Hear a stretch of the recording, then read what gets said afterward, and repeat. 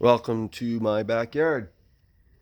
Last summer, I built these. As you can see, I still have a little bit of work to do. There was some work to do on the apartments after I finished the balcony, so just saying, not done yet.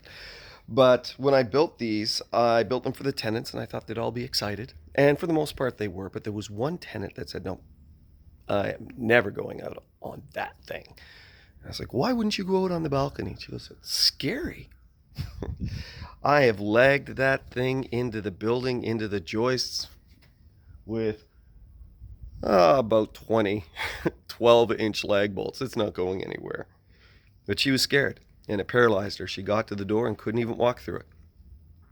Life's like that, isn't it?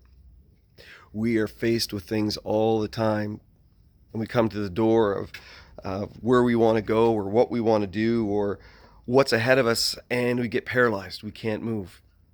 And then we read in the Bible, it says, be anxious for nothing. And it's kind of like, what kind of sick joke is that? You tell us to be anxious for nothing. Well, if it stopped right there, it would be horrible, but it's not. God says, be anxious for nothing. Don't let anything freeze you. Be strong and courageous. But how can you do that? It says, in everything, give thanks. Why can we thank God for things that are difficult? Why can we thank God for things that are painful, for the things that are confusing, for the things that are out of our control? Well, God says, give thanks because this is the will of God in Christ Jesus concerning you. See, the thing is, and what I've discovered in my life is when I'm anxious, it's got nothing to do with me. It's got nothing to do with how I see my life or what I can do. But it's got everything to do with what I believe God can do.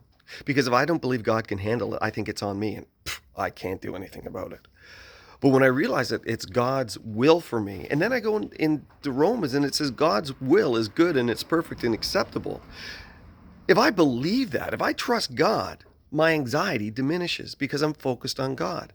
When we concentrate and we focus on who God is, the way that we see the world begins to diminish. Our fears begin to diminish and we begin to see what God is doing.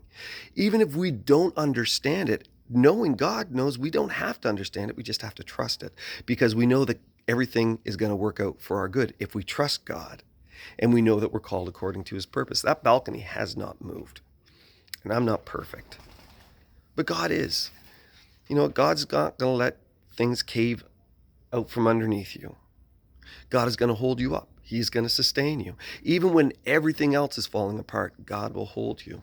And he will give you what you need internally. He'll give you the faith. He'll give you the joy. He'll give you the peace. But you got to trust God. You got to look to him. You got to focus on him. Stop looking at the world. Stop looking at the storm. Stop looking at the waves.